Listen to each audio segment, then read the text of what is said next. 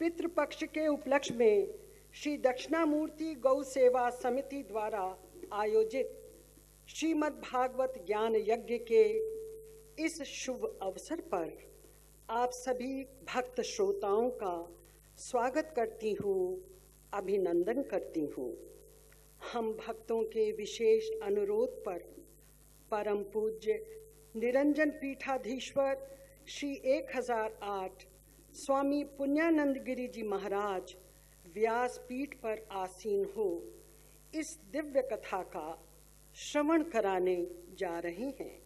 आप आद्य शंकराचार्य की परंपरा के प्रकाश वाहक हैं, जिनकी प्रज्ञा परम पुरुष परमात्मा के सूक्ष्म रहस्यों को प्रकट कर हम सबका कल्याण करने हेतु इस सभागार में विराजमान हैं। श्रीमद् भागवत भारतीय वाङ्मय का मुकुट मणि है। ये वेदों और उपनिषद का सार है, भगवत स्वरूप का अनुभव कराने वाला है एवं मोक्ष का परम साधन है। भगवान ने करुणा करके भागवत का ये दिव्य उपदेश ब्रह्मा जी को दिया। ब्रह्मा जी ने नारद जी को, नारद जी ने महर्षि व्यास को, व्यास जी ने सुखदेव को तथा सुखदेव जी ने राजा परीक्षित को प्रदान किया। इस प्रकार ये सुखदेव एवं राजा परीक्षित संवाद के रूप से विश्व में प्रसिद्ध है। ज्ञान, भक्ति, वैराग्य का ये महासमुद्र मनुष्य मात्र का उपकारी है। मनुष्य मात्र में सबके प्रति प्रेम, दया, सद्भाव स्थापित करने वाला है। इस ग्रंथ में 18,000 श्लोक, 12 स्कंद हैं। गत वर्ष महाराज जी ने प्रथम से छठे स्कंद तक कथा श्रवण कराई थी। अब वे भक्तों के प्रति अपने संकल्प को पूरा करते हुए 7वें स्कंद से कथा आरंभ करने जा रहे हैं। इसके अंतर्गत अनेक रोचक आख्यान हैं, कथाएं हैं, जिनका श्रवण मनन हमारी मुक्ति के साथ साथ हमारे पितरों की मुक्ति का भी कारण बनेगा, ऐसा शास्त्र में कहा गया है। कहते हैं, चिंतामणि केवल लौकिक सुख दे सकती है, कल्पवृक्ष अधिक से अधिक स्वर्गीय संपत्ति दे सकता है, परंतु क्षोत्रिय ब्रह्मनिष्ठ गुरुदेव यदि प्रसन्न होकर कृपा पूर्वक कथा श्रवण करा देते हैं तो यहीं इसी समय नित्य बैकुंठ धाम दे देते हैं। अनंत विभूषित महाराज जी की कृपा से दिल्ली वालों को श्रीमद् भागवत कथा श्रवण का यह सौभाग्य इस वर्ष पुनः प्राप्त हो रहा है। अतः अपने पास पड़ोस, इष्ट मित्र, परिवार सहित अधिक से अधिक संख्या में उपस्थित होकर इस पुण्य का लाभ उठाएं तथा लोगों को इस अनुष्ठान की जानकारी भी देवें। ये कथा प्रतिदिन इसी सभागार में सायं 5 बजे से रात्रि 8 बजे तक संपन्न होगी। इससे पूर्व कि महाराज जी द्वारा श्रीमद् भागवत ज्ञान यज्ञ का आरंभ हो, मैं आमंत्रित करती हूँ आदर्श क्वात्रा मेजर जनरल नरेंद्र पाल जी को। वे आएं और ग्रंथ का विधिवत पूजन करें।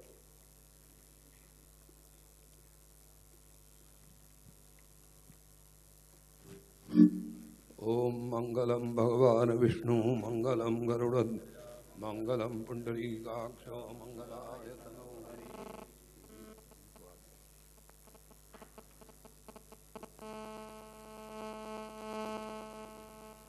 अपवित्र पवित्रो वा सर्वावस्थांगतो विवाय स्मरेत् पुंडरी सवाह्याभ्यंतर शुचि सर्वं शुचि आत्मानां प्रोक्षो पूजा संभारां च संप्रोक्षो हस्ते पुष्पं गृहीत्वा गणपतिं ध्यायेतो ॐ गणानां त्वा गणपतिं हवामहे प्रियाणां त्वा प्रियपतिं महे निधीनां त्वा निधिपतिं हवामहे वसो आहमजानि गर्भधमात्मजासि गर्भधं मा अम्बे अम्बिकें नयति कश्चन ससत्यश्लोकाः शुभद्रिकां शीलवासिनीं सिद्धिबुद्धिसहितायो श्रीमन्महागणाधिपतये नमस्कारान् समर्पयामि विनायकं गुरुं भानुं ब्रह्म विष्णु सरस्वतीं प्रणम्यादौ सर्वकामार्थसिद्ध संकल्पास्ते जन्मादायो अद्य पूर्वोच्चारित एवं ग्रहगुणगणविशेषेण विष्टायां शुभपुण्यथौ गोत्राः नामाहं करिष्यमाणो प्रारब्धेऽस्मिन् प्रतिज्ञासङ्कल्पोक्तफलप्राप्त्यर्थं प्रतिवार्षिकविहितो श्रीमद्भागवत पारायण कथा श्रवणकर्मणि तदङ्गभूतो श्रीमद्भागवत पूजन अहं करिष्ये। तत्रादौ निर्विघ्न परिपूर्तये महागणपतिस्मरणं वक्रतुण्डमहाकाय सूर्यकोटि कुर्मे देवो सर्वकार्येषु सर्वदा हस्ते पुष्पं वा तुलसीपत्रं गृहीत्वा ॐ पावकानाः सरस्वती वाजयभिर्वाजिनीवती यज्ञं वष्टुधिया वसु नारायणं नमस्कृत्यं नरं चैव नरोत्तमं देवीं सरस्वतीं व्यासं ततो जयमुदीरयेत यं प्रवजन्तमनुपेतमुपेतकृत्यं द्वैपायनो तर आजुहावो पुत्रेति तन्मयतया तरवोऽभिनेदुस्तं सर्वभूतहृदयं श्रीमद्भागवत ग्रंथाधिष्ठात्रो कृष्णाय नमः ध्यायामि ध्यानार्थे आसनार्थे तुलसीपत्रं समर्पयामि विलेपनार्थे चंदनम श्रीखंडम चंदनम दिव्यं गंधाढ्यं सुमनोहरं विलेपनं सुरश्रेष्ठो चंदनं प्रतिगृह्यताम् अक्षताश्च सुरश्रेष्ठा कुंकुमाक्ता मया निवेदितावज्ञागृहाण परमेश्वरो माल्यादीन् सुगंधीनि मालत्यादीन् वै प्रभो मयार्तान् पुष्पाणि पूजार्थं पुष्पमालां समर्पयामि नानाविध पुष्पाणि समर्पयामि सेवन्तिका बकुलचम्पकपाटलाब्जै पुन्नागजातिकरवीलरसालपुष्पै बिल्वप्रभाल तुलसीदलमञ्जरीभिः स्वां पूजयामि जगदीश्वर मे प्रसीदो नानाविध पुष्पमाणां समर्पयामि नैवेद्यं पुरतः संस्थाप्यो धूपो दीपाः धूरसि धूर्वधूर्वन्तं धूर्मतं जोष्मान् भयं दूर्वा महादेवानामसि वह्नितमग्गुं सस्नि पप्रितमं जुष्टतमं देवभूतमं चन्द्रमा मनसो जातचक्षोः सूर्यो श्रोत्राद्वायुश्च प्राणश्च मुखादग्निरजा श्रीमद्भागवत ग्रंथाधिष्ठात्रो कृष्णाय नमः धूपम् आघ्रापयामि प्रत्यक्षदीपं प्रदर्शयामि हस्तप्रक्षालनं नैवेद्यं सत्यन्पर्तेन परिषिञ्जामि धेनुमुद्रान् प्रदर्शो ग्रासमुद्राम् अर्पयेत् ॐ प्राणाय स्वाहा अपानाय स्वाहा व्यानाय स्वाहा उदानाय स्वाहा समानाय स्वाहा परब्रह्मणे नमः नैवेद्यं निवेदयामि नैवेद्यान्ते आचमनीयं जलं समर्पयामि हस्ते पुष्पं गृहीत्वा ध्यानं कुर्यातो ॐ इदं विष्णुर्विचक्रमे त्रेधानि दधे पदं समूढमस्य भाग्यो सुरे स्वाहा श्रीमद्भागवत ग्रंथाधिष्ठात्रो कृष्णाय नमः मंत्रपुष्पाञ्जलिं समर्पयामि नमस्करोमि कृष्णाय वासुदेवाय हरये परमात्मने प्रणतक्लेशनाशाय गोविन्दाय नमो नमः शान्ताकारं भुजगशयनं पद्मनाभं विश्वाधारं गगनसदृशं मेघवर्णं शुभांगं लक्ष्मीकान्तं कमलनयनं योगिभिर्ध्यानगम्यं वन्दे विष्णु भवभयहरं कैकनाथं प्रार्थनापूर्वक नमस्कारान् समर्पयामि हस्ते जलमादायो अनेन पूजनेन श्रीमद्भागवद्ग्रन्थाधिष्ठात्रो कृष्णाः प्रीयतां न ममो श्रीकृष्णार्पणमस्तु। सद्गुरुदेव पूजनम्।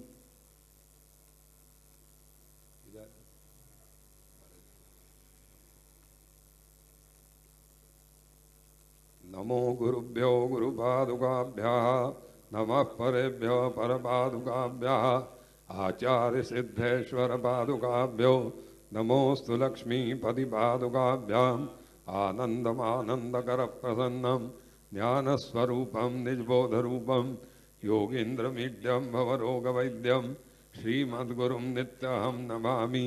गुरुर्ब्रह्मा गुरुर्विष्णु गुरुर्देवो गुरुर्साक्षात् परब्रह्म तस्मै श्रीगुरवे अखण्डमण्डलाकारं व्याप्तं येन चराचरं तत्पदं दर्शितं येन तस्मै श्रीगुरवे नमः। सद्गुरुभ्यो नमः। नमस्कारान् समर्पयामि।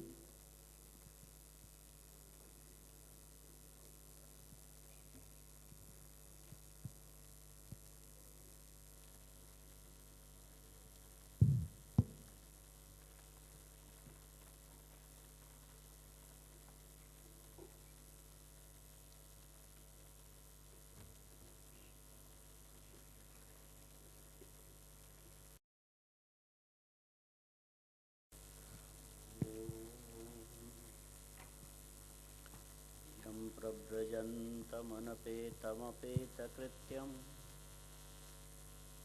द्वैपायनो विरहकातराजुहाव पुत्रेति तन्मयतया सर्वोऽभिनेदो सर्वभूतहृदयं मुनिमानतोऽस्मि तं सर्वभूतहृदयं मुनिमानतोऽस्मि। नौमिड्यते ब्रवपुषे तडिदम्बराय कुञ्जावतंसपरिपिच्छलसन्मुखाय वन्यस्रजे कबलवित्रविषाणवेणो लक्ष्मश्रिये मृदुपदे पशुपाङ्गजाय वंशी विभूषितकरान्नवनीरदाभात् पीताम्बराधरुणबिम्बफलाधरोष्ठात् पूर्णेन्दुसुन्दरमुखादरविन्दनेत्रात् कृष्णात् परं किमपि तत्त्वमहं न जाने कृष्णात् परं किमपि तत्त्वमहं न जाने।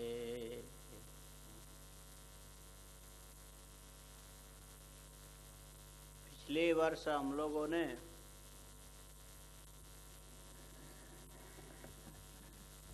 छठे स्कंद तक की कथा की थी।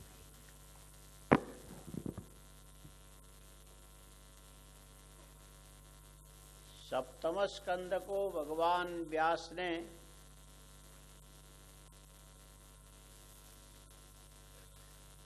ऊती ऐसा संज्ञा नाम दिया।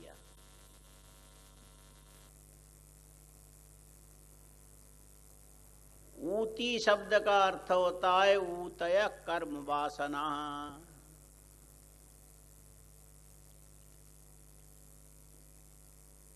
हमारे चित्त में कामनाएं भी हैं और सूक्ष्म वासनाएं भी।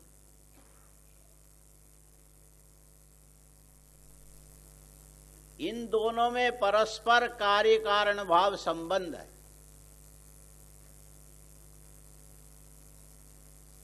मन के अंदर की कामनाएं सूक्ष्म वासना को बनाती है। पूर्व संचित जो हमारे अंदर की वासनाएं नए कामना करने के लिए हमको प्रेरित करती है। इसीलिए इनमें इस प्रकार का फर्क है कि कामनाएं स्थूल और वासनाएं सूक्ष्म। कामनाओं से वासनाएं बनती है और वासनाओं के चलते कामनाओं को प्रेरणा मिलती है। ये दोनों में परस्पर इस प्रकार के संबंध है। कामनाएं दिखाई देती है और वासना अव्यक्त रह करके अंदर से प्रेरणा प्रदान करती है। इनका इस प्रकार से संबंध है। उन सूक्ष्म वासनाओं के अध्ययन के लिए ही मानो ये सप्तम स्कंद है, ऊतय कर्म वासना।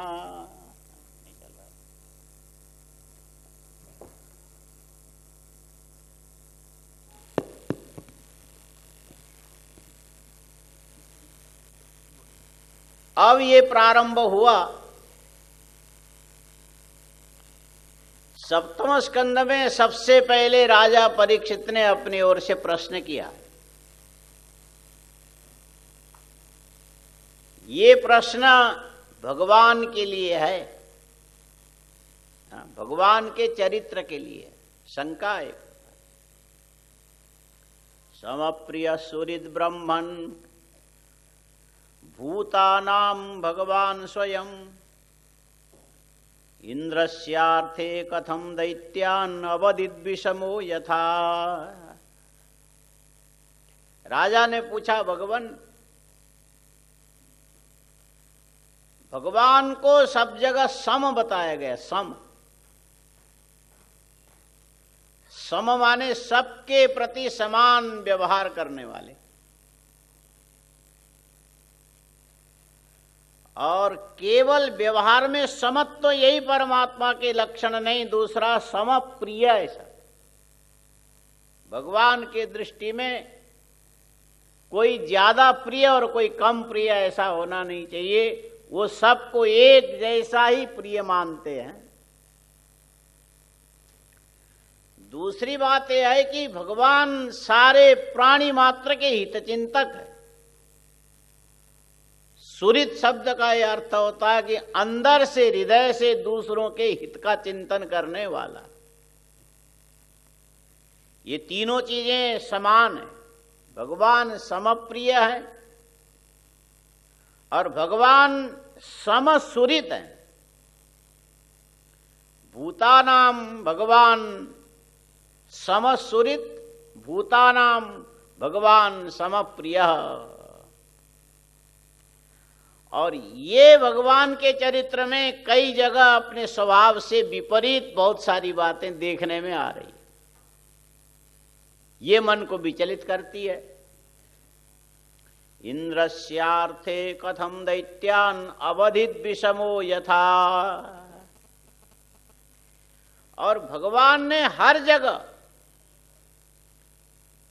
देवराज इंद्र के प्रति पक्षपात करते हुए दैत्यों के प्रति उन्होंने निष्पक्ष व्यवहार नहीं किया, दैत्यों का सूदन किया। राजा परीक्षित का प्रश्न यह है कि क्या भगवान को दैत्यों से क्यों विद्वेष है? और देवराज इंद्र ने भगवान को क्या दिया है? उनको जरूरत किस चीज की है? नैयस्यार्थ सुरगणे साक्षात् निःश्रेयसात्मन नैवासुरेभ्यो विद्वेषो नोद्वेगश्चागुणस्य ही। सवाल ये है, भगवान स्वयं मोक्ष रूप हैं, निःश्रेयसात्मन। तो मोक्ष स्वरूप का मतलब है कि अज्ञान निवृत्ति, परमानंद की प्राप्ति परमात्मा को स्वतः सिद्ध है, प्रयत्न से आया हुआ नहीं, अपने आप ही सिद्ध है। जब परमानंद की प्राप्ति अपने स्वरूप में विद्यमान है तो ऐसी स्थिति में भगवान को देवराज इंद्र से कब क्या लेना हो सकता है?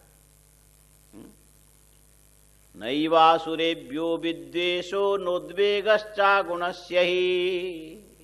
दूसरी बात यह है, जिसके अंदर 3 गुणों का प्रभाव होगा उसी के अंदर प्रिय से प्रीति और अप्रिय से विद्वेष हो सकता है। और भगवान स्वयं गुणातीत है, तीनों गुणों का उनके साथ संबंध नहीं है। ऐसी स्थिति में चलो दैत्यों के द्वारा संसार में विक्षोभ उत्पन्न किया जाता है, ये मानते हैं, ये दुनिया को हो सकता है, लेकिन भगवान को उससे क्या लेना देना? और इनके चरित्र में ऐसा क्यों देखने में आता है? भगवान दैत्य विरोधी हैं, देव समर्थक हैं, भगवान ब्राह्मण प्रतिपालक हैं, क्या दूसरों के हिंसक हैं? भगवान गौ रक्षक हैं, क्या अन्य प्राणियों को नहीं चाहते हैं? इति नस्सु महाभाग नारायण गुणान प्रति संशयस्सु महान जातस्तद्भवान छित्तुमर्हति। राजा परीक्षित ने एक बात और कह दिया, गुरुजी ये जो प्रश्न केवल मेरा नहीं है, आने वाले समय में ये आपका जो ग्रंथ है, ये आपका सिद्धांत है, जब तक सूर्य चंद्र है तब तक चलते रहने वाला है। कोई भी सुनेगा, किसी के मन में ये प्रश्न आ सकता है। इसीलिए सबके, मेरा जो समाधान सबके चित्त का समाधान हो जाएगा। भगवान नारायण के गुणों के प्रति मन के अंदर इस प्रकार के संशय नहीं आना चाहिए। दूषित संशय आने पर निष्ठा में विचलन उत्पन्न करता है। आप मेरे इस प्रश्न का उत्तर देकर के सारे प्राणी मात्र के मन के अंदर के कुशंका का समाधान कर दीजिए। संशयस्सु महान जातस्तद्भवान छित्तुमर्हति। सुखदेव जी ने कहा, बहुत से लोग प्रश्न करते हैं, ये अपने प्रश्न की मजबूती दूसरों के सामने बताने की कोशिश करते कि ऐसा मैंने प्रश्न किया, सामने वाला देखता ही रह गया। ये समाधान के लिए प्रश्न नहीं है, ये प्रश्न के लिए प्रश्न है। और प्रश्न के लिए जो प्रश्न है, इसको महान प्रश्न नहीं माना जाता है।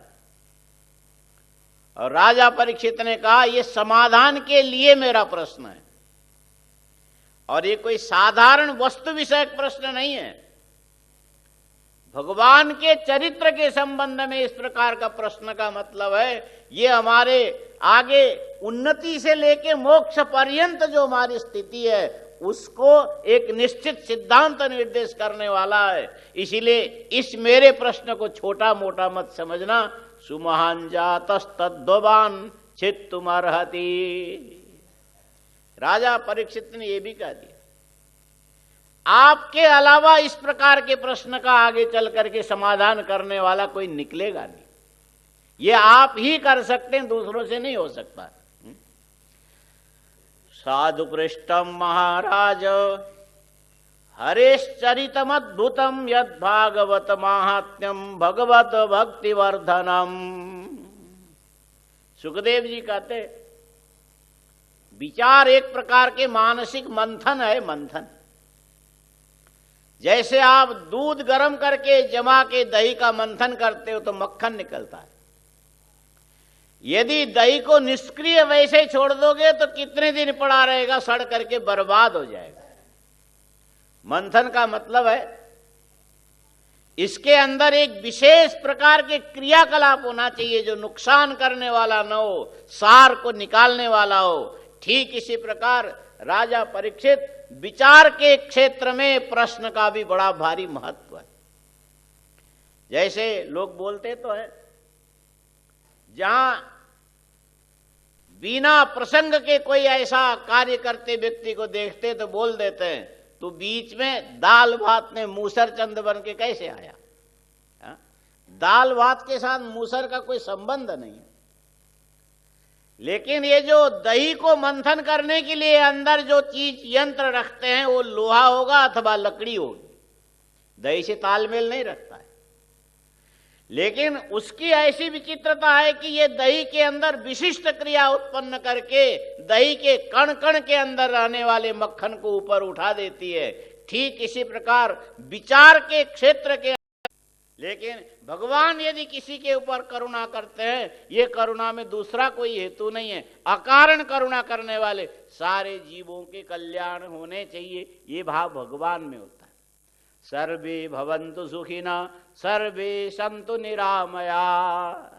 सच पूछो तो ये वेदों के अंदर से निकला हुआ मंत्र है, सर्वे भवन्तु सुखिना। और ये वेद भगवान की वाणी है, वेद भगवान की वाणी है। और भगवान कहेंगे तो यही कहेंगे, सर्वे भवन्तु सुखिनः। और वेद का अनुच्चारण हम भी कर सकते हैं, वेद मंत्रों का उच्चारण हम भी कर। अनुच्चारण का मतलब यह है, पहले परमेश्वर ने स्वाभाविक रूप में इसको उच्चारण किया, बाद में हमारे लिए छोड़ दिया तुम भी उच्चारण करो। लेकिन जीव जो भी काम करेगा अपना गुण धर्म उसमें लगा ही देगा। इसीलिए कहेगा सर्वे भवन्तु सुखिनः।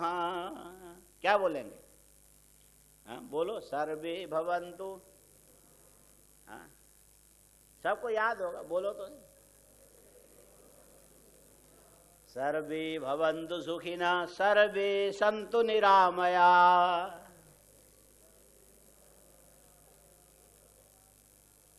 बराबर नहीं बाबा? फिर से बोलोगे, सर्वे भवन्तु सुखिनः, सर्वे सन्तु निरामया।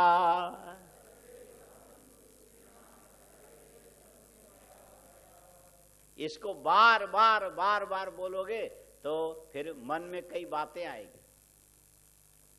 एक माता जी बोलती है, ये मंत्र क्या करना? महाराज जी ने एक बार किसी को कहा, ये जो है ना हाथ में कटोरी में जल भर करके रखना और हाथ को निराधार ऐसे रख के ये जो 10 शांति मंत्र का तो 11 बार पाठ करो। बड़ा विचित्र प्रयोग बताते। और 11 बार ये पाठ करना, साथ में दक्षिणामूर्ति स्तोत्र का भी 11 बार करना हाथ में लेके। उसके बाद ये जल पी जाना और तुम्हारा जो झगड़ालू स्वभाव है ना, इसमें समाधान हो जाएगा। समझ में आया? आप लोग भी कर सकते हो। यदि कोई मानता तो ऐसा नहीं है, मैं झगड़ालू हूं ऐसा कोई मानता है क्या? हो जाता है, हो जाए। और कई लोग बोलते हैं, महाराज ये झगड़ा तो हो जाता है, हम थोड़ी करते हैं। झगड़ा तो हो जाता है, ये तो समझो कि अपने ऋतु में बारिश के समान हो ही जाता है, हम करते नहीं हैं। अच्छा, करो न करो जैसा भी हो, ऐसा प्रयोग महाराज जी बताते थे। लेकिन जो प्रयोग करने लगे उससे हमने कहा, तुमको फायदा हुआ क्या? बोले फायदा तो हुआ, कठिन बहुत है। ये 10 शांति मंत्र को 11 बार करना और उसके बाद फिर दक्षिणामूर्ति स्तोत्र का पाठ। वो पानी पी लेती हूँ, मुझे बहुत फर्क पड़ता है, लेकिन समझ में नहीं आता। क्या नहीं समझ में? उसमें ये भी जोड़ दिया, सर्वे भवन्तु सुखिनः। इसमें तुमको क्या परेशानी? बोले सभी सुखी हो जाएंगे। जो दिन रात मेरे से झगड़ा करता वो भी तो सुखी हो जाएगा। वो हमको नहीं चाहिए। समझ में आया? ये जीव धर्म है, जीव धर्म। और जीव इसको सहन नहीं कर पाएगा। जीव कहेगा कि मैं सुखी रहूं, मेरा बेटा सुखी रहे, मेरा पति सुखी रहे और मेरे माता पिता सुखी रहे, लेकिन सास ससुर सुखी रहे, ये बात सबको पचता नहीं है। और भाभी कभी ये नहीं मानेगी कि मेरी ननद सुखी रहे, और ननद कभी ये नहीं चाहेगी कि मेरी भाभी सुखी रहे, मेरा भाई सुखी रहे। ये तो ठीक है, और साथ में भतीजा सुखी रहे, ये ठीक है, लेकिन ये भाभी पूछो मत। और हम फिर उसमें अपने आप ही संशोधन शुरू कर देंगे और कहेंगे सर्वे भवन्तु सुखी ना। क्या बोलेंगे? सभी सुखी ना होवे, जिसको जिसको हम चाहें वही वही सुखी होवे। ये जीव धर्म है। ये जीव के मन के अंदर के संस्कार इस रूप में निकलते। और एक ही बार ये बात समझ में आ गई, जितनी बार भी बोलो इसका अर्थ ऐसे निकलेगा। अब बोलो सर्वे, बोलो, ठीक है? समझ में आया? हाँ, सर्वे भवन्तु सुखी ना। सर्वे सुखी न भवन्तु, कुछ सुखी होवे, वो तो ठीक है, लेकिन ये जीव के अपना परिच्छेद है, जीव के अपने ये एक प्रकार की परिच्छिन्नता है, जिसके चलते संकल्प में ऐसा वैषम्य आता है। परमात्मा में ये बात नहीं हो सकती। परमात्मा कहेगा सभी लोग सुखी हो जाए। और परमात्मा का अमोघ संकल्प भी यदि प्राणियों को सुखी नहीं कर सका, तब क्या होना चाहिए? तब भगवान कहते स्वमाया गुणमाविश्य बाध्य बाधकताम गतः। अकारण करुणा वरुणा का आलय जो परमेश्वर है, ये अपनी माया के गुण में आवेशित होकर के बाध्य बाधक भाव को दिखाते हैं। बाध्य बाधक भाव उसमें होता नहीं है, लेकिन दिखाते हैं।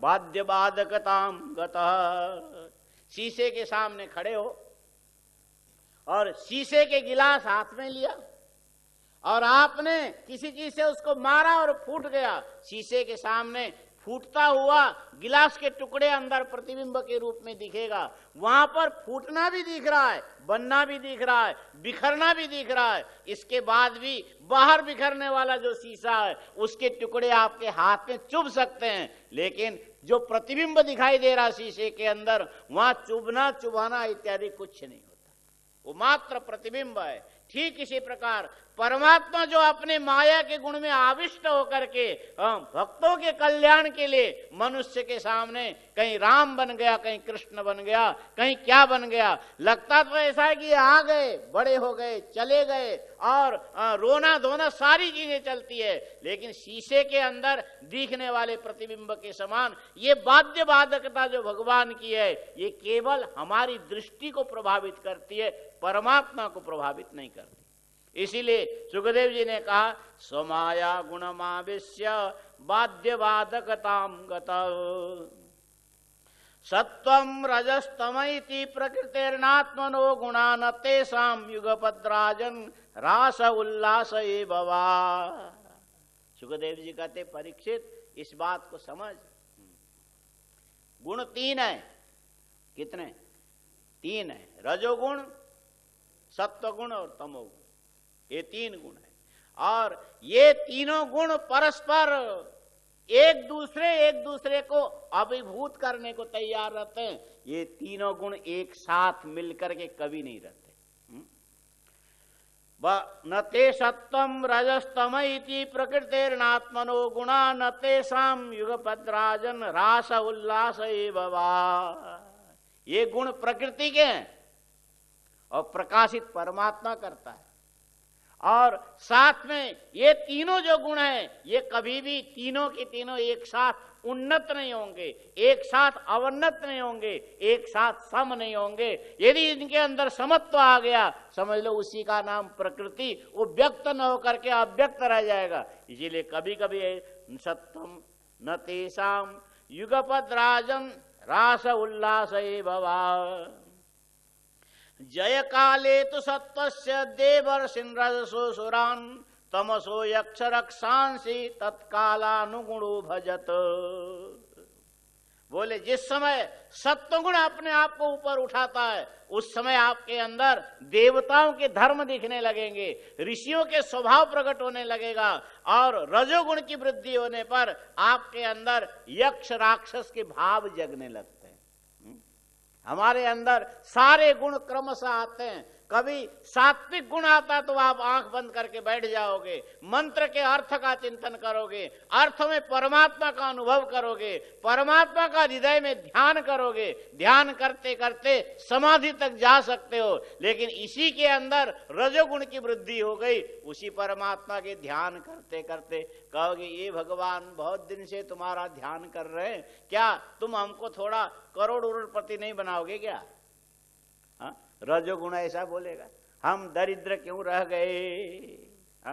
और यदि तमोगुण बढ़ने लगा तो बोले मैं भी करोड़पति हो सकता था, लेकिन मेरे फलाने फलाने फलाने फलाने आदमी ने ये गड़बड़ी किया जिसके चलते मेरी संपत्ति में कमी आई। हे भगवान, इतने दिन से हम तुम्हारे माला फेर रहे हैं और मेरे दुश्मन तुम्हारे हाथ से मारे जाए। तुमने बहुतों को मारा, एक और मारो ना, क्या फर्क पड़ता है।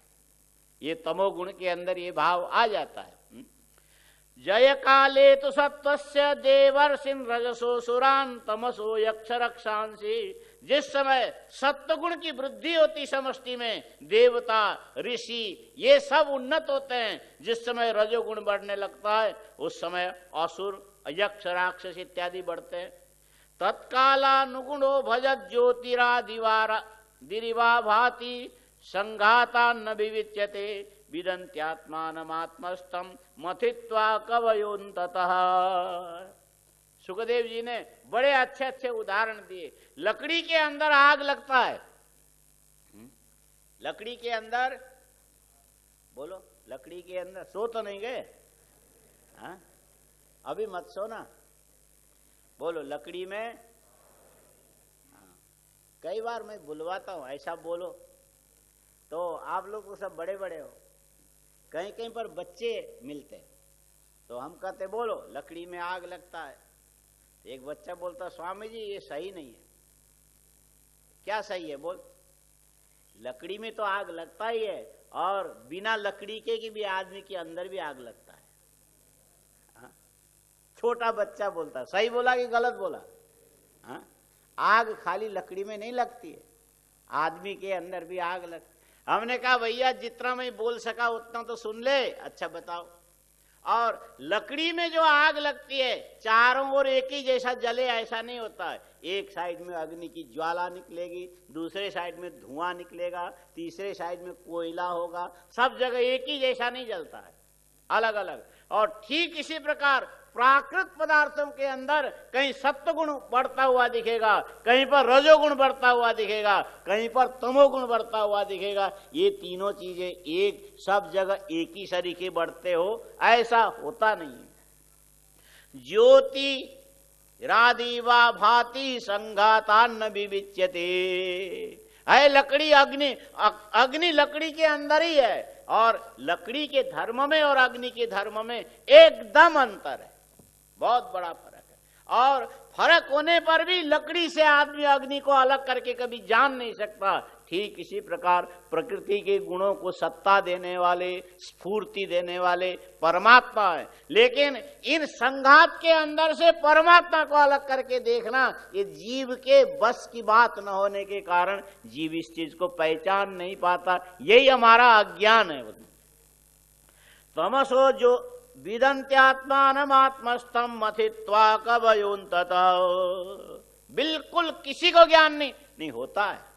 बड़े बड़े क्रांतदर्शी, बड़े बड़े तपस्वी, बड़े बड़े एकाग्र चित्त वाले इस संघात के अंदर से इसके प्रकाशक तत्व के रूप में अपनी आत्मा को अलग करके जान भी लेते हैं, लेकिन ऐसे व्यक्ति संसार में बहुत नहीं होंगे। बड़े मुश्किल से करोड़ों में एक दो भी हो जाए तो कम नहीं है, बहुत है।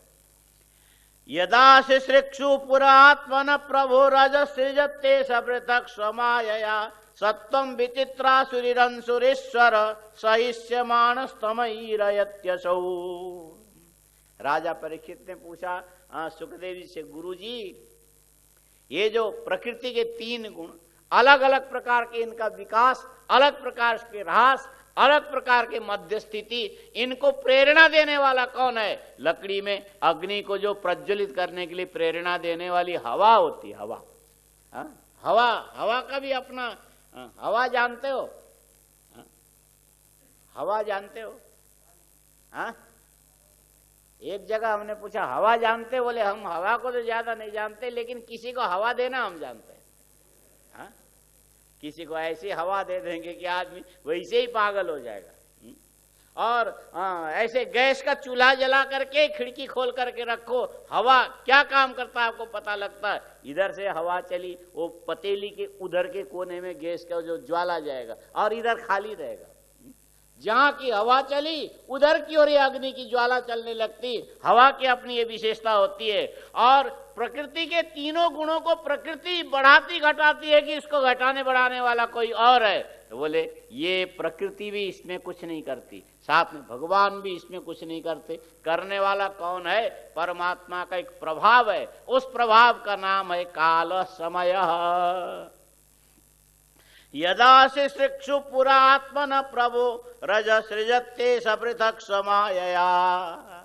जिस समय परमात्मा संसार की सृष्टि रचना करके प्राणियों को अपने अपने कर्म का फल प्रदान करने की इच्छा रखने लगता है, और उस समय रजोगुण को परमात्मा ही हवा के समान प्रेरणा देता है। अथवा ये समझो कि परमात्मा के जो सृष्टि इच्छा के समय में काल ही रजोगुण को प्रेरणा प्रदान करता है, जिसके चलते भगवान ब्रह्मा जी के मन के अंदर बड़ी बड़ी कल्पनाएं आने लगती है, और ये कल्पना साकार होकर के पूरा ब्रह्मांड बन गया। पर पुरात्मन प्रभो रज सृजते सपृथक् स्वमायया सत्वं विचित्रासुरिरं सुरेश्वर सहिष्यमाण स्तमयीरयत्यसौ।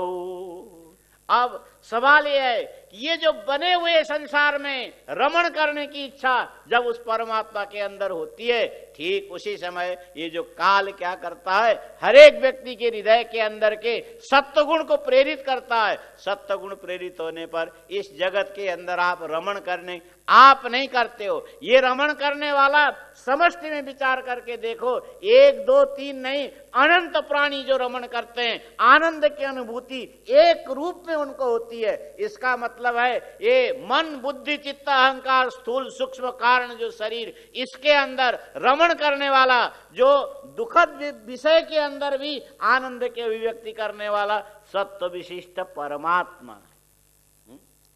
हम आनंद का उपभोग करने वाले हम नहीं, वो है परमात्मा। सत्वं विचित्रासुरीरंसुरेश्वर सहिष्यमाण स्तमयीरयत्यसौ। और ये जो विषयों में रमण करके आनंद की अनुभूति करते हो, ये आनंद विकारी आनंद है। क्या बोलना चाहिए? विकारी आनंद है। और विकारी आनंद से पूर्ण तृप्ति कभी नहीं होती है। विकारी आनंद से पूर्ण तृप्ति कभी नहीं होगी, इसमें अधूरापना रहेगा। ऐसे भी विकारी और भिखारी में थोड़ा ही अंतर है। विकारी में थोड़ा अंतर है। और भिखारी मांगता है और विकारी भी मांगता ही रहता है। इसीलिए निर्विकार देता रहता है और विकारी मांगता रहता है। निर्विकार देते देते नहीं थकता है और विकारी लेते लेते थक जाता है।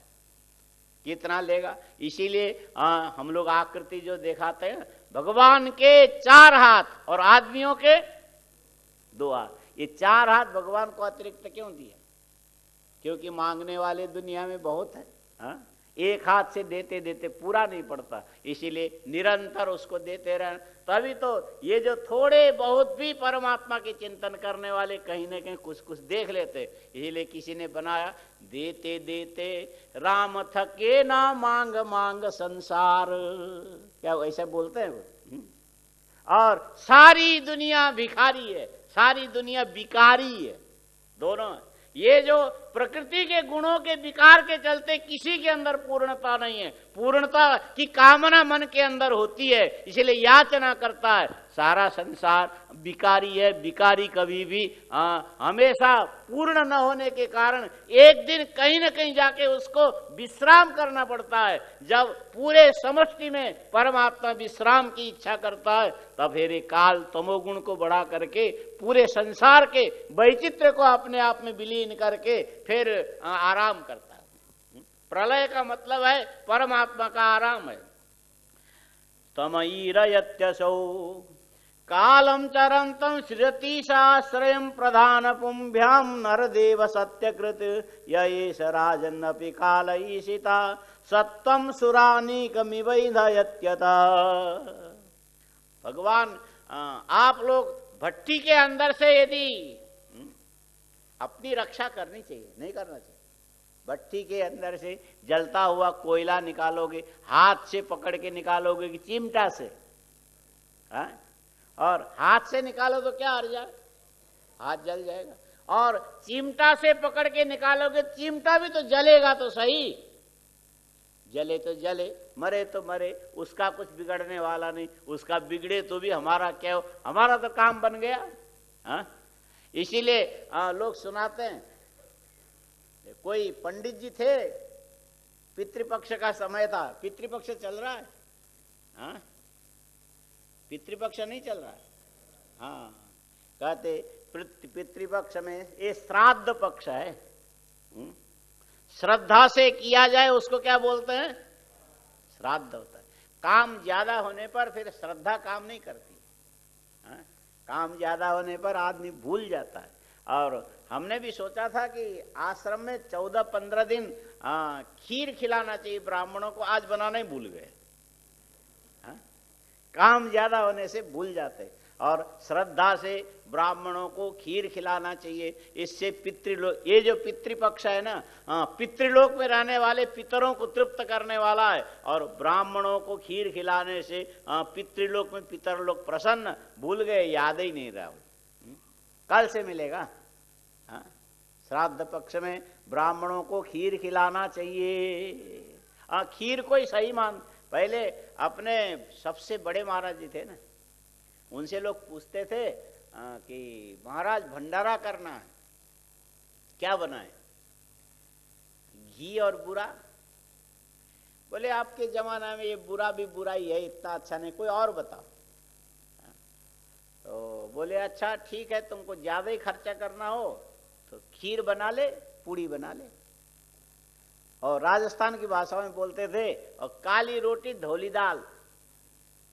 धौली दाल माने खीर सफेद, और काली रोटी माने मालपुआ। ज्यादा करो तो इतने, यही बहुत है, इससे ज्यादा झंझट में मत जाना। ऐसे पहले बोलते थे।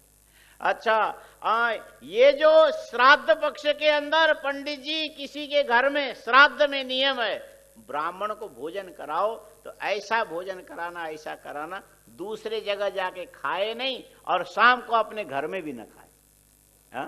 वही श्राद्ध सफल है जिसमें ब्राह्मण और कहीं जाकर के। इसीलिए पहले ये काम सच में मारवाड़ी लोग जानते हैं। मारवाड़ी लोग जब ब्राह्मण को श्राद्ध पक्ष में भोजन कराते हैं तो पहले तो खिलाते जाएंगे साधारण तरीके से, बाद में सामने बैठ के पंडित जी कृपा करो, 1 लड्डू खाओगे तो 5 रुपए दूंगा। वो लोग 5 रुपए की लालच में 1 लड्डू पंडित जी। अच्छा पंडित जी 1 रसगुल्ला, इसको यदि आप खाओगे हम आपको 10 रुपए देंगे। पंडित जी ने वो भी दबा दिया। और इसके बाद कहते क्या जाने शाम तक और भूख न लग जाए। अब वो कहते पंडित जी एक काम करो, मेरे पास एक बढ़िया सा चमचम बना हुआ है मिठाई, आप 2 खा लो तो हम आपको 50 रुपए देंगे।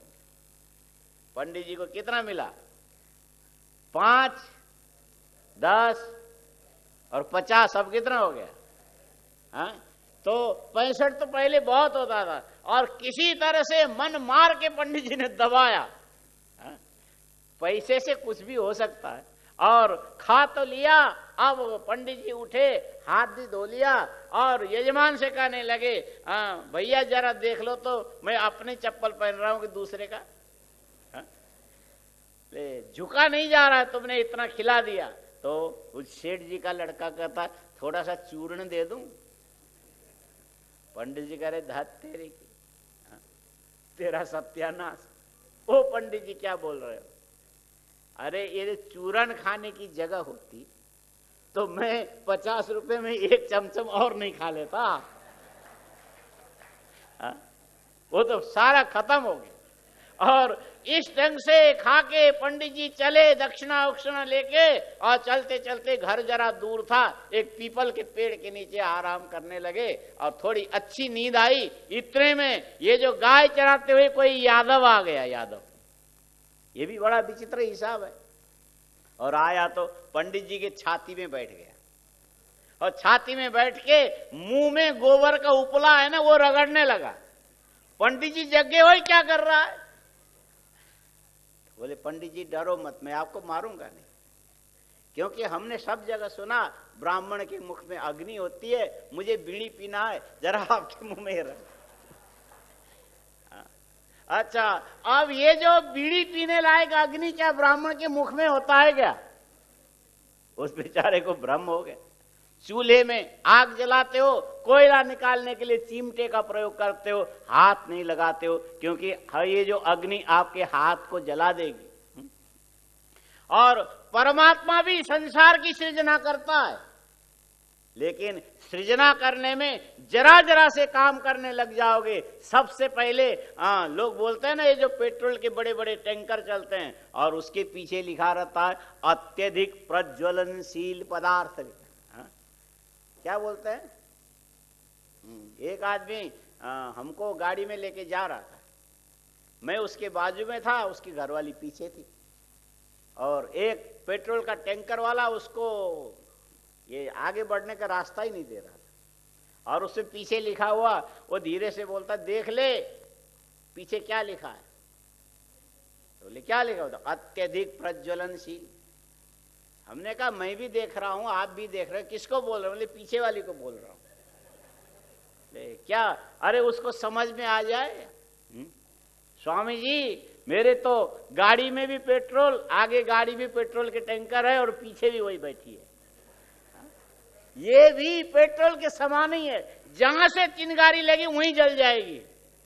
वहां कोई दिशा निश्चित करने की जरूरत नहीं है, बस आया चिंगारी की लग गया। और परमात्मा ये विचार करते कि संसार की रचना करेंगे, हर एक व्यक्ति के हृदय के अंदर पेट्रोलियम पदार्थ के समान सबसे पहले आगे आकर के विकार उत्पन्न करने वाला क्या है? हमारा अहंकार है। ये बड़े बिना नहीं रहता है, इसके नियंत्रण शक्ति आपके अंदर नहीं रहती है। जरा जरा सी बात में अहंकार पहले सामने आके खड़ा हो जाएगा। और इतने बड़े संसार को उत्पन्न, स्थित और लय करने वाला परमात्मा, यदि उसके भी मन के अंदर का अहंकार बढ़ने लग गया, ये तो विकारी हो जाएगा। और वो विकारी परमात्मा कभी प्रसन्न नहीं रहेगा। इसीलिए भगवान ने अपना हिसाब बना के रखा। चिमटा से भट्ठी में रोटी सेकते हो, चिमटा से पकड़ के भट्टी में रोटी सेकते हो, बहुत देर तक भट्टी में आने जाने से चिमटा खुद ही गर्म हो जाता है। ज्यादा गर्म होने पर चिमटा को ही नहीं पकड़ पाओगे तो रोटी कैसे पकड़ोगे? इसीलिए पहले क्या करते थे, चिमटा के ऊपर कपड़ा लपेट लेते थे, भले लोहा गर्म हो जाए, कपड़ा तो देर से गर्म होगा। भगवान ने भी अपने अहंकार को विकृत न होने देने के लिए उन्होंने कई काम किया। संकल्प करने वाला ईश्वर है और ईश्वर को ईश्वर बनाने वाला ब्रह्म है। और ऐश्वर्य गुण के विकास करने के लिए ब्रह्म में ऐश्वर्य गुण का ये जो आधान करके ईश्वर को ईश्वर बनाने वाली मूल प्रकृति का और ईश्वर का संबंध है। ये संबंध अपने आप में ऐसा है कि होकर के भी नहीं है। इसीलिए हम लोग बोलते आत्मा परमात्मा का जो इसके माया के साथ होने वाला जो संबंध है, ये अनिर्वचनीय है। इसका निर्वचन तुम नहीं कर सकते।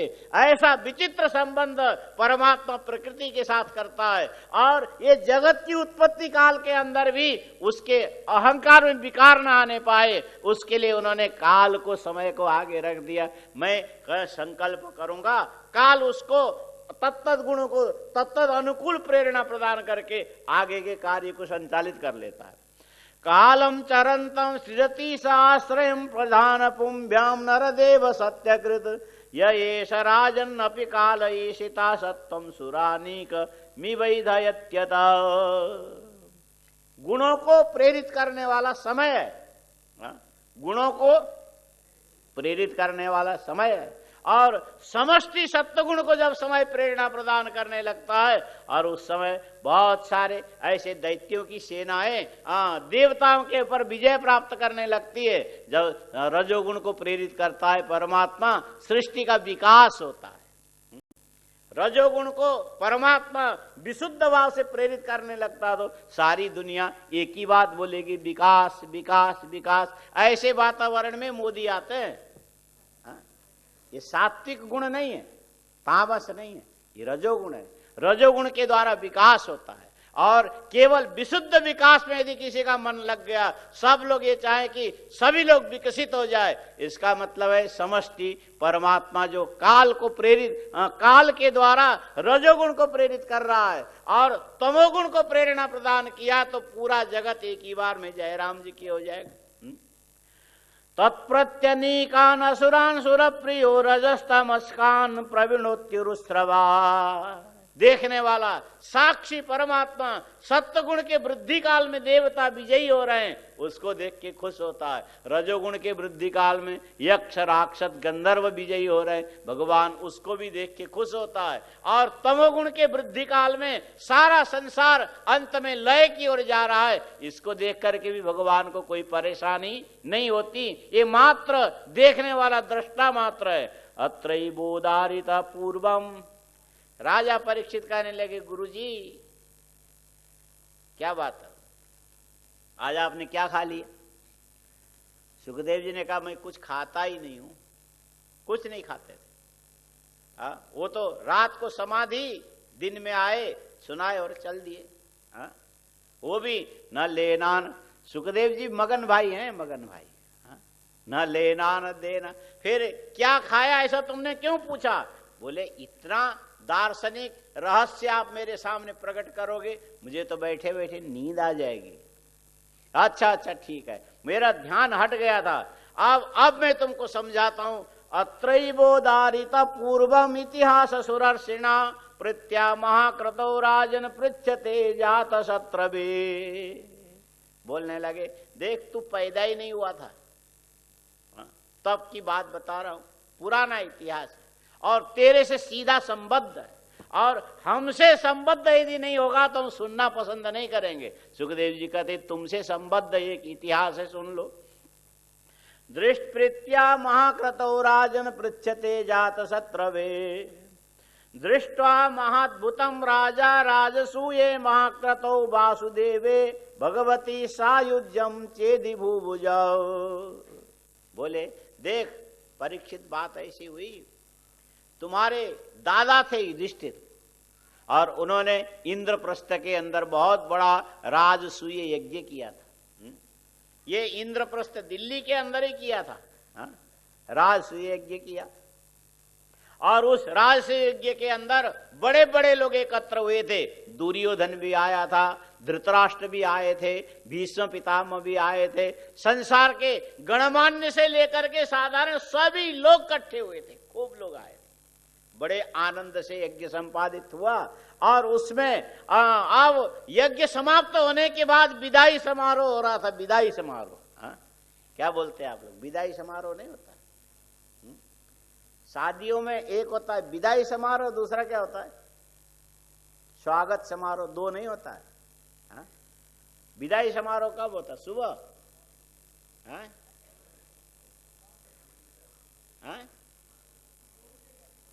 मतलब सुबह ही तो होगा कि रात को भेजोगे? सुबह होता है। और स्वागत कहां करोगे? घर में ले जाके। हाँ, उसको रिसेप्शन आजकल बोलते हैं। एक होता है विदाई, दूसरा होता है नहीं तो खाली विदाई, विदाई तो अंतिम विदाई हो जाएगी, वो होगा राम नाम। वहां स्वागत समारोह नहीं होता है। जब राम नाम करते हैं उस समय स्वागत समारोह होता है? नहीं होता, वो तो विदाई विदाई। और यहां से विदा और वहां जाके सत्कार होता है। बोले राजसूय यज्ञ के अंदर सबसे पहले बुलाया गया, सत्कार किया गया, उपहार दिया गया, और विदाई समारोह में सबसे पहले किसकी पूजा करके सम्मान करना चाहिए, ये बात सामने आई तो भगवान श्री कृष्ण की पूजा का प्रस्ताव आया। और उसी में शिशुपाल भी था। ये शिशुपाल जो था, समझ लो कि कुंती के थोड़ी दूर की लगने वाली बहन का बेटा था, और इसीलिए संबंधी होने के कारण बुलाया गया। और ये शिशुपाल बचपन से लेके अब तक भगवान को गालियां देने में उसको मजा आता था। किसी न किसी तरह से पूरे दिन में कोई भी बात करे, जब तक कृष्ण की दो चार निंदा न की जाए उसको मजा ही नहीं आता था, आनंद ही नहीं आता था। और कहीं शास्त्र अध्ययन भी करना हो तो यही देखता था, ये कृष्ण की निंदा कहाँ मिलेगी, ये कहाँ मिलेगा। माने जिसको जो चाहिए वही खोजता है। जिसको जो चाहिए वही खोजेगा। गुजरात में तंबाकू की खेती बहुत होती है। गए हो कभी गुजरात?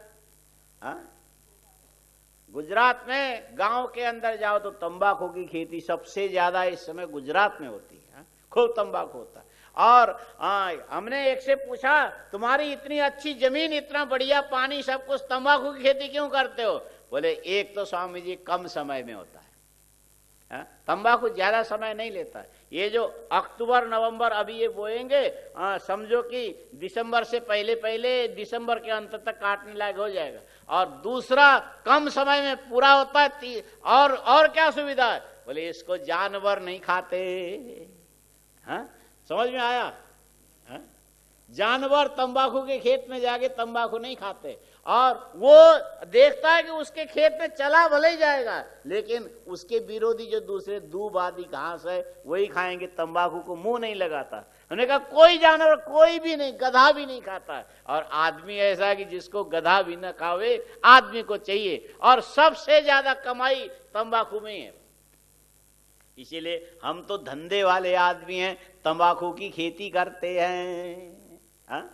अच्छा, जिसको जो खाना वही सब जगह खोजता रहता है। ये जो शिशुपाल ऐसा था, उसके भी खुराक बुद्धि का यही था, भगवान को 2-4 गालियां दिए बिना उसका खाना हजम नहीं होता। जैसे आप लोग भोजन के बाद पान खाते हो, शिशुपाल क्या करता था, हर काम के बाद हाँ भगवान को 2 गालियां उसको जरूर देनी है। और राजसूय यज्ञ के अंदर आया तो कृष्ण की पहली पूजा हो रही, उससे सहन नहीं हुआ, बड़ा भगवान की निंदा करने लगा। करते करते भगवान ने उसको सुदर्शन चक्र से सिर काटा, तो उसके कटे हुए सिर के धड़ के अंदर से बड़ा दिव्य तेज निकला, जाके भगवान के चरण में समाहित हो गया। राजा युधिष्ठिर देखते रह गए। नारद जी वहीं बैठे थे। ऐसे ऐसे मौके पर नारद जी जरूर होते हैं। जहां कोई भी काम करो ना, नारद मिलेंगे। हा? जो भी काम करो, नारद के बिना काम सफल नहीं होता है। हा? आपके आजू बाजू में भी नारद मिलेंगे। हा? एक खोजो 1000 मिलते हैं। हा?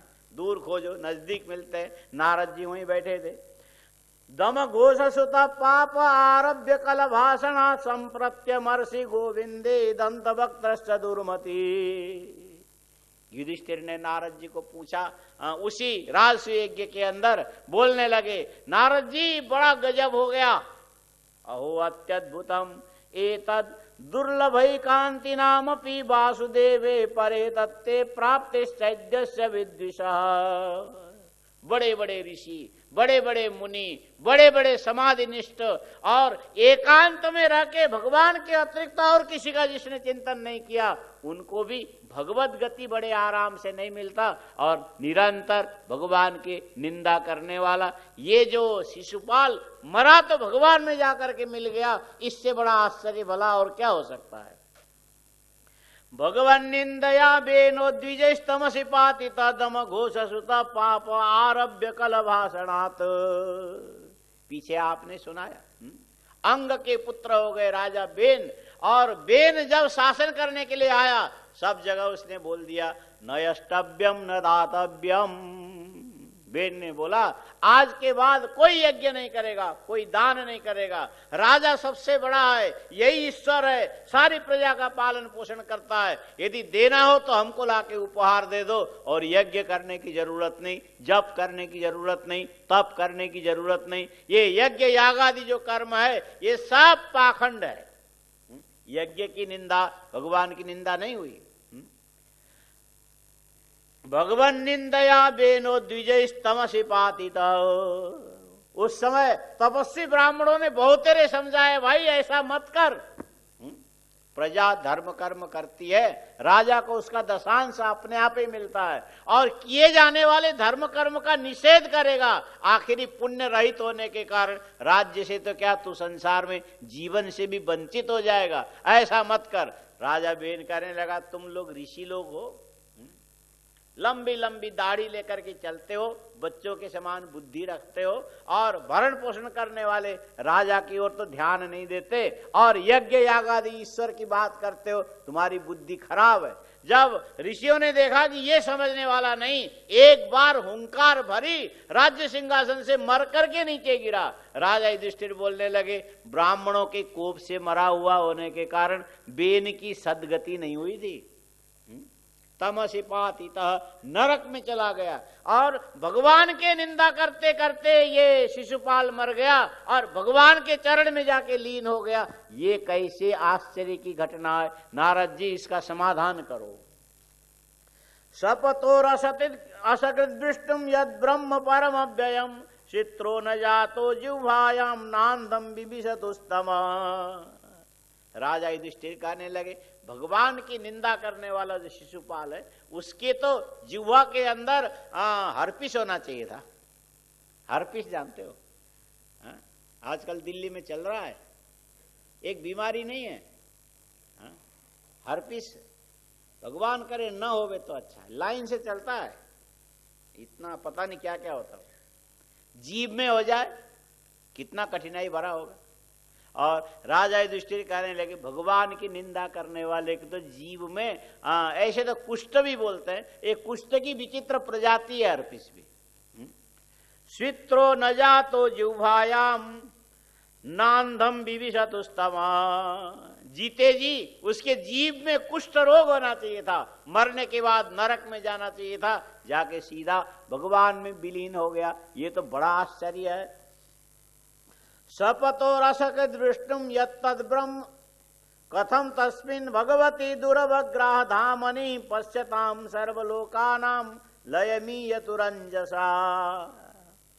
राजा युधिष्ठिर कहने लगे, भगवान का जो धाम है, भगवान का जो स्वरूप है, सब ग्रहण कर सके ऐसा नहीं। दुर्वग्रह धाम वाले जो परमात्मा है, वहां ये निंदा करने वाला शिशुपाल चला गया। एतद् ब्राह्म्यति में बुद्धिर दीपार्चिरिव वायुना, ये देख करके मेरी बुद्धि डोलने लग जाती है। हा? क्या बोलते हैं? डोलना बोलते हैं? हा? नहीं बोलते। बुद्धि निश्चयात्मिका नहीं हो रही, संशय में डोल रही। आप इसका समाधान करिए। राज्यस्तद्वचा कर्ण्य नारदो भगवान ऋषि तुष्ट प्राहतमा भाष्य शृण्वत्यास्तत्सद कथा। नारद जी को तो मौका मिल गया, बोलने लगे, युधिष्ठिर बड़ा अच्छा तुमने प्रश्न किया, मैं जवाब देता हूं, सारे सभासद सुन लो, बड़े मजे की बात इसके अंदर है। राजा ने प्रश्न क्या किया, इसके अंदर तो बहुत बड़ा एक सिद्धांत का रहस्य छिपा हुआ है, और उसको सुन लो। निंदनस्तव सत्कार नेकारार्थम कलेवरम प्रधान परयो राजन अविवेकेन कल्पितम। नारद जी बोलने लगे, देख युधिष्ठिर, बात ऐसी है, निंदा किसकी होती है? निंदा किसकी होगी? शरीर की निंदा होगी कि आत्मा की निंदा होगी? आत्मा की निंदा नहीं होती। कई बार उसकी तो आत्मा ही खराब है, अंतरात्मा से खराब आदमी।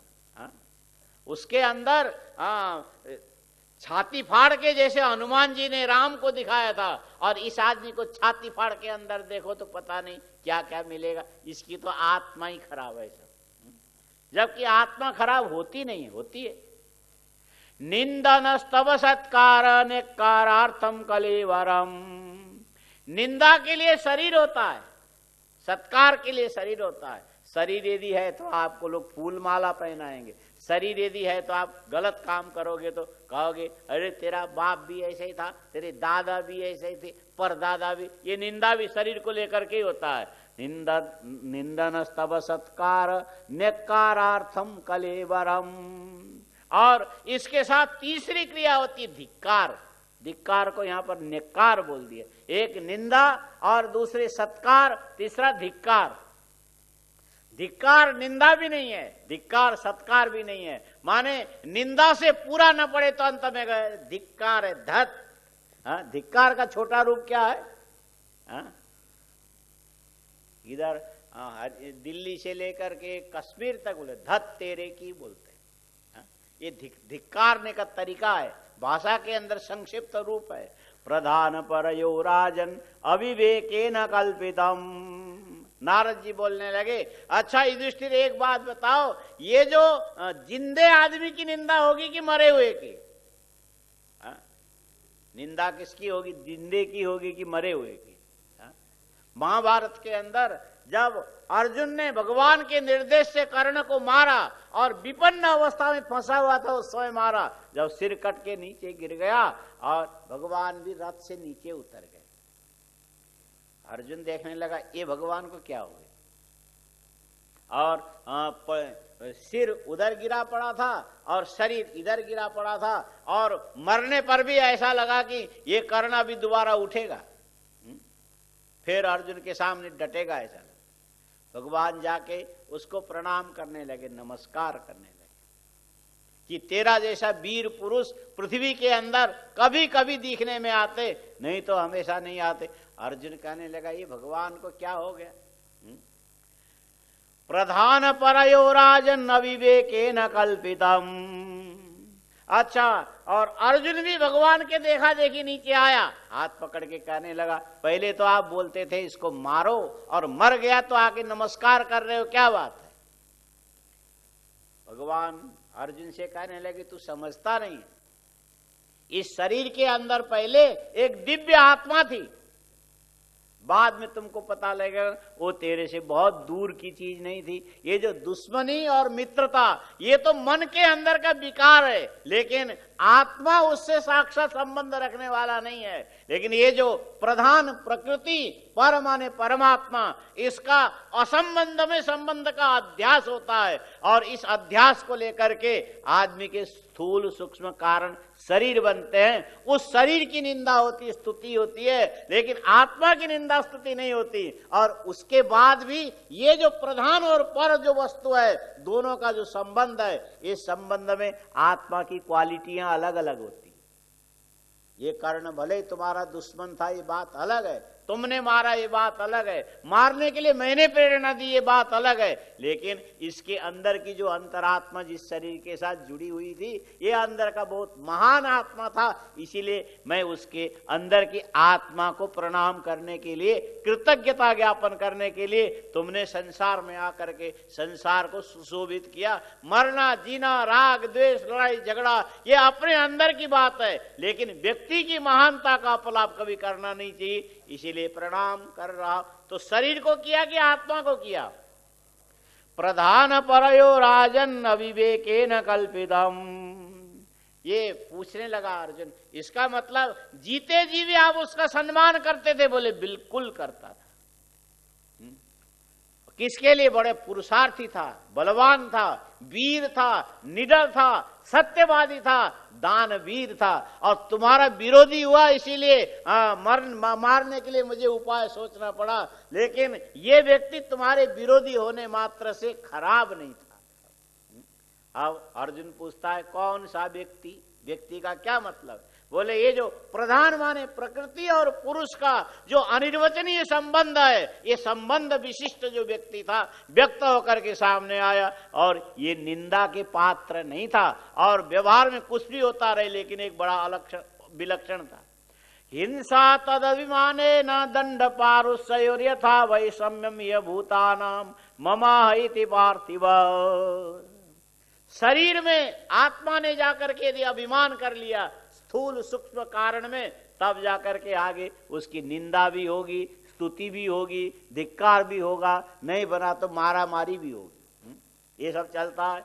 वैषम्यम ये भूतानाम ममाहमिति पार्थिव। नारद जी कहते सच्ची बात तो यह है, ये मैं और ये मेरा, ये जहां उत्पन्न हुआ, सारा अनर्थ यहीं से प्रारंभ होता है। मैं और मेरा यदि न रहे, अनर्थ दुनिया में न हो। यन्निवद्धो विमानोऽयं तद्वधात् प्राणिनां वद तथा न यस्य कैवल्याद् अभिमानोऽखिलात्मना।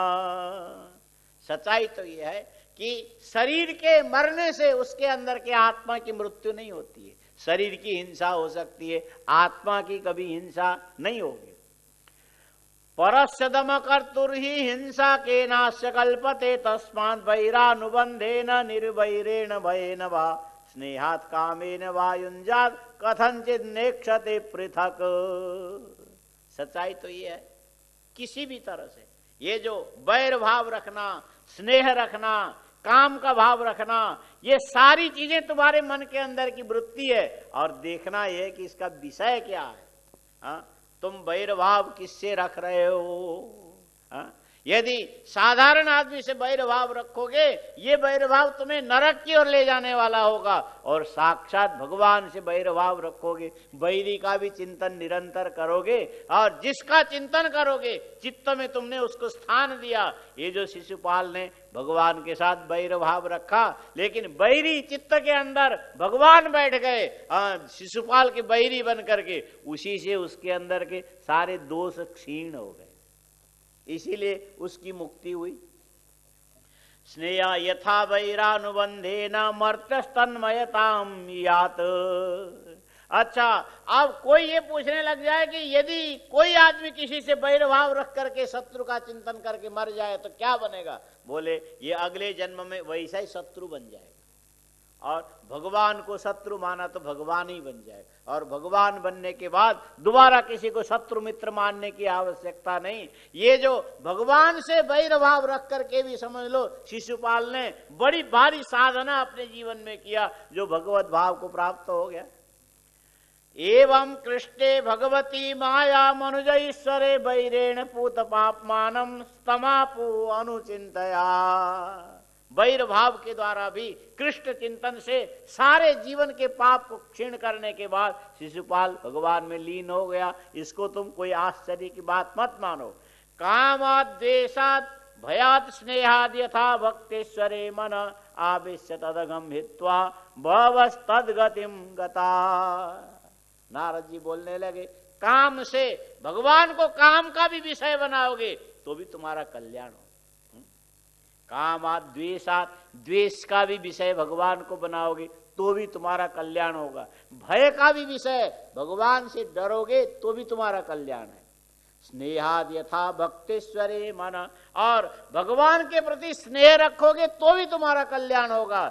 आवेश्य तदगम हित्वा भवस्तद्गतिम गता। नारद जी कहते सबके उदाहरण मुझे याद है। नारद जी को बहुत सारी चीजें याद होती थी। बोलने लगे, गोप्य कामात भयात कंसोद्देशात चैद्यादयो नृपा। गोपियों ने भगवान का जो चिंतन किया, काम भाव विशिष्ट होकर के किया, और काम के द्वारा भी विषय तो भगवान ही बने ना। गोप्य कामात भयात कंसः, ये बड़ा होगा तो मुझे मारेगा, इससे मैं मरना नहीं चाहता हूं। और भय के मारे भगवान का निरंतर चिंतन करके कंस ने अपनी मुक्ति प्राप्ति कर ली। कामाद, गोप्य कामाद भयात कंसो द्वेषात चैद्यादयो नृप। दंत भक्त शिशुपाल और भगवान से विद्वेष करते करते भगवत भाव को प्राप्त हो गए। और संबंधात विष्णयः, ये जो वृष्णिवंशी है हमारा संबंधी कृष्ण वासुदेव, देखो ये वासुदेव के चलते हमारी दुनिया में कितनी इज्जत बन गई। और संबंध से चिंतन करके इनका भी कल्याण होगा। स्नेहाद यूयम भक्त्या वयम विभो। दूसरी बात, युधिष्ठिर तुमने भगवान को स्नेह से चिंतन किया, ये भगवान मेरे सुहृद हैं, मेरे हितैषी हैं, मेरे कल्याणकारी हैं, तुम्हारा भी कल्याण इसी ढंग से होगा। और युधिष्ठिर ने पूछा, नारद जी आपका क्या होगा? नारद जी बोले, हम तो रमते राम। नारद जी कहते हमारा क्या होना? आगे नाथ ने पीछे पगा, आगे रक्षा करे गोरखनाथ, हमारा कुछ होने वाला नहीं। फिर भी बताओ आप क्या मानते हो? भक्त्या वयम विभो। नारद जी ने कहा हम तो केवल प्रेम लक्षणा भक्ति के द्वारा भगवान का चिंतन करते, कल्याण हमारा भी होगा लेकिन तुम्हारे बाद होगा। नारद जी कहते मेरी लंबी आयु है, जब तक ये कल्प बना रहेगा तब तक मेरी आयु है, और मैं जल्दी मुक्त भी नहीं होना चाहता, जल्दी मरना भी नहीं चाहता। और जब तक जिंदा रहूंगा तब तक भगवान की भक्ति, लोग भगवान की भक्ति मुक्ति के लिए करते हैं। नारद जी बोलते मैं भगवान की भक्ति आनंद के लिए करता हूं। मुक्त तो मुझे होना ही होना है, लेकिन कब मेरी मुक्ति होगी तब तक क्या करेंगे? भगवान की भक्ति में लहर ले रहे हैं, लहर लेना बोलते हैं।